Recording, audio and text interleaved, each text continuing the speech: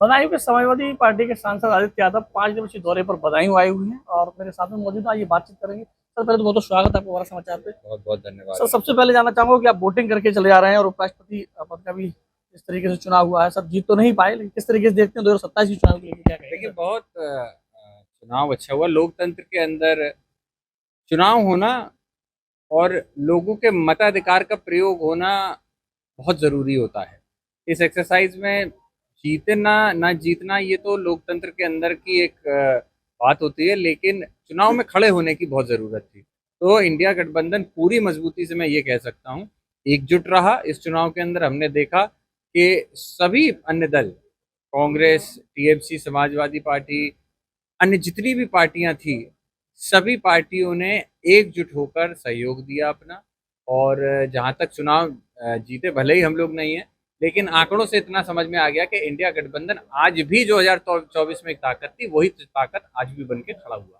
तो जिस तरीके से चुनाव हुआ है, ईवीएम को लेकर लगातार विपक्ष आवाज उठाता था, विपक्ष को लेकर कहीं ना कहीं ये सारी चीज निकल के आई। तो ये जो चुनाव हुआ वो कहीं ना कहीं बैलेट पेपर से हुआ है। विपक्ष लगातार अब भी इस चीज को, आप लोग भी कह रहे हैं कि इस तरीके से चुनाव 2027 का या जो भी चुनाव हो 32 के हो, वो जिस तरीके प्रधानमंत्री नरेंद्र मोदी ने स्वयं जाकर वहां पे बैलेट पेपर से चुनाव किया है। तो सर क्या ईवीएम को लेकर आज अब देखिए, बहुत बड़ा मुद्दा बन चुका है चुनाव प्रक्रिया को लेकर के। हाल फिलहाल में बहुत सारे सवाल चुनाव आयोग के ऊपर खड़े हो रहे हैं। इस देश के लोकतंत्र को मजबूत रखने के लिए मैं समझता हूँ पारदर्शिता होनी जरूरी है। मशीनों के जरिए ये पारदर्शिता कहीं भी आती हुई नहीं दिखती।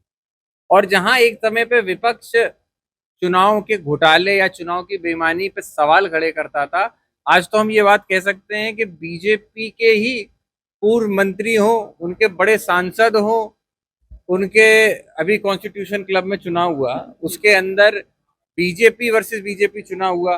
और उसमें मजे की बात यह है कि बीजेपी के ही प्रत्याशी एक दूसरे पे वोट के घपले के आरोप लगा रहे हैं। तो जहां अब ये बात तो नहीं रहेगी कि विपक्ष ही सिर्फ वोट के मामले पे आवाज उठाता है, बेईमानी पे आवाज उठा, अब तो सत्ता पक्ष के सांसद भी, पूर्व सांसद भी, मंत्री भी इस पे आवाज उठाने लगे हैं कि भाई बेईमानी होती, यहाँ बेईमानी हुई। हम भी यही कह रहे हैं। तो चुनाव आयोग इन सब स्पष्टीकरणों के ऊपर जवाब स्पष्ट क्यों नहीं दे पाता है? क्यों चुनाव आयोग भी जब घूमते हुई जवाब देने का काम करता है, गोलमोल जवाब देता है, तो निश्चित तौर पर सवालिया निशान खड़ा होता है। इस लोकतंत्र को बचाने के लिए जो इंडिया गठबंधन ने, जो समाजवादी पार्टी ने लड़ाई शुरू की है, आज हम वही बात कह रहे हैं कि लोकतंत्र तभी बचेगा जब चुनाव आयोग जैसी संस्थाएं निष्पक्ष काम करेंगी, जब उसके अधिकारी, सबसे बड़े पदों पर बैठे अधिकारी किसी भी सरकार के दबाव में नहीं काम करेंगे, तभी संविधान बचेगा। और ऐसे ही संविधान का हनन बीजेपी करने का काम कर रही है।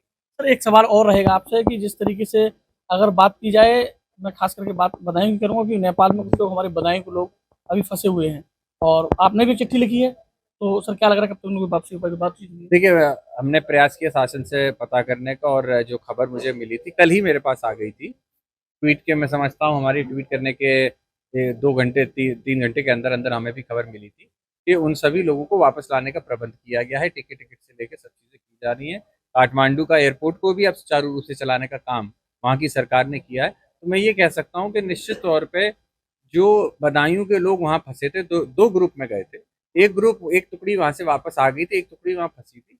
और सोशल मीडिया के जरिए मुझे मेरी टीम ने बताया कि ऐसी ऐसी एक वीडियो सामने आई है। जब वीडियो देखी तो उसमें वहाँ महिला और पूरा ग्रुप खड़ा हुआ, हाथ जोड़े, बेचारा बहुत ही बेबस स्थिति में खड़े हुए, हाथ जोड़ के ये गुहार कर रहे हैं कि प्रधानमंत्री जी, गृह मंत्री जी और आपके एक्सटर्नल अफेयर मिनिस्टर, सभी लोग मिलके उनको वहां से सेफली लाने का प्रयास करें। वहां तक ठीक था, लेकिन जहां मैंने सुना कि वो बदायूं के ही लोग थे, हमारे क्षेत्र के लोग थे, तो निश्चित तौर पे मेरा दायित्व भी बनता था कि इस क्षेत्र के सांसद होने के नाते उन सबकी आवाज को मैं प्रधानमंत्री से लेकर सरकार तक पहुंचाने का काम करूं। मैंने वही काम किया और मुझे खुशी है कहते हुए कि जो हमने ट्वीट किया उस पर कोई असर हमको जरूर दिखाई दिया। एक उनको वापस लाने का रास्ता बनता हुआ हम लोगों को जरूर दिखा। एक सवाल और रहेगा संसद जी आपसे, वो ये कि जिस तरीके से योगी सरकार लगातार जीरो टॉलरेंस की बात कर रही है, हालांकि आज आपको ये नहीं पता होगा, आप सर्च करेंगे पता लग जाएगा आपको, क्योंकि आप लोग लगातार कार्यक्रम में है। कानपुर जहाँ से एक बीजेपी के विधायक हैं महेश द्विवेदी जी, अभी उनका एक वीडियो चल रहा है और वो स्वयं एक मंच पर कह रहे हैं कि योगी सरकार के जितने भी विधायक हैं, और मैं स्वयं विधायक हूँ, मैं 10% कमीशन लेता हूँ प्रत्येक विकास कार्य में। अभी वीडियो चल रहा था। कोई आश्चर्य की बात नहीं। अब अच्छी बात यह है कि ये सब नेता खुले मंचों से इन बातों को स्वीकार करने लगे हैं। देखिए, एक व्यक्ति, इस प्रदेश का एक मुख्यमंत्री अगर ये कहने लगे कि हम भ्रष्टाचार खत्म कर देंगे, तो एक आदमी के कहने से भ्रष्टाचार खत्म नहीं होता। सभी लोगों को मिलकर काम करना पड़ेगा। ब्यूरोक्रेसी आज पूरी तरीके से बेलगाम हो चुकी है प्रदेश के अंदर। थाने हो, तहसीलें हो, कचहरियां हो, हम आप यहाँ बैठे हुए बिसौली में, आप यहाँ पता कर लीजिएगा किस तरीके से कचहरी और तहसीलों के अंदर गरीब आदमी, किसान आदमी लुट रहा है। और ये बात भी तय है कि ये जितना भी लूट का काम हो रहा है, और हाँ, मैं आपको ये भी आज दावे से बात कह सकता हूँ, किसी भी जनपद, कानपुर छोड़ दीजिए, बदायूं देख लीजिए, कानपुर देख लीजिए, लखनऊ देख लीजिए, बरेली देख लीजिए, मुरादाबाद देख लीजिए, आसपास के जितने हैं, संभल देख लीजिए, इन सभी जनपदों के अंदर जितने भी गैर कानूनी काम हो रहे हैं, जुआ खिलाने से लेके अवैध तस्करी से लेके सारे काम जितने हो रहे हैं, इन सब में कहीं ना कहीं भारतीय जनता पार्टी के ही प्रतिनिधि हैं, वही लोग इसमें सम्मिलित पाए जाएंगे या उनके कोई ना कोई सदस्य पाए जाएंगे। तो पूरी तरीके से सिस्टम को अंदर से खोखला आज भारतीय जनता पार्टी ने कर दिया है।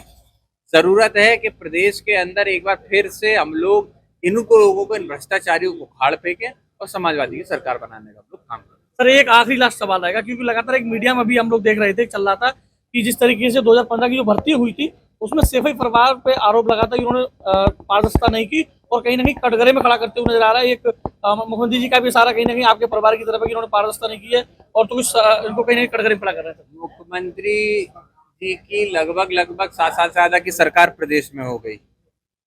10 साल से ज्यादा केंद्र में सरकार बीजेपी की भी हो गई, प्रधानमंत्री मोदी जी की हो गई। सारा सरकार उनकी, सारा महकमा उनका, ईडी, सीबीआई, इनकम टैक्स, सारे उनके। तो आप क्यों नहीं खुद ही जांच करके पता कर लेते हो? दूध का दूध, पानी का पानी कर लो। सरकार तो आपकी, आप बिल्कुल कर सकते हो। आप सिर्फ आरोप लगाओगे और तथ्य में नहीं जाओगे, और तथ्य कभी सामने नहीं आते। जितनी भी जांचें हुई, इसमें पाक साफ निकली समाजवादी पार्टी कार्यकाल में। समाजवादी पार्टी के जितनी बड़ी बड़ी बातें की गई कि ये घपला हुआ, ये हुआ, ये हुआ, आज तक कहीं भी कोई भी एक समाजवादी पार्टी के जो जनप्रतिनिधि थे उनके ऊपर कोई कार्रवाई नहीं हुई, क्योंकि कहीं कुछ मिला ही नहीं। तो जब मिल नहीं रहा तो ये एकदम तथ्यहीन आरोप लगाए जाते, कहीं तथ्य नहीं होता।